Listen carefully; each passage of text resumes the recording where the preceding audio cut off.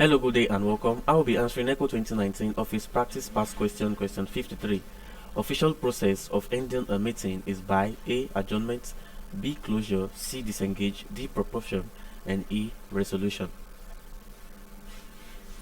So we are asked to pick an option which is the official process of ending a meeting.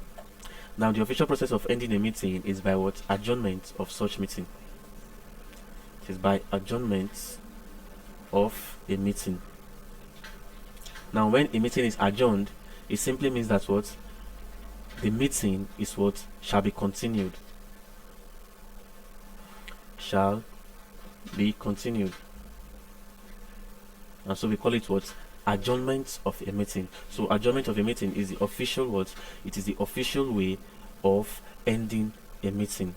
And it could be done using a motion to adjourn. So it is done using a motion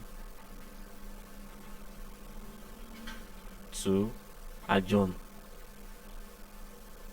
So the answer to this question is option A, adjournment of meeting. Thank you and God bless you, and subscribe to our channel for more videos.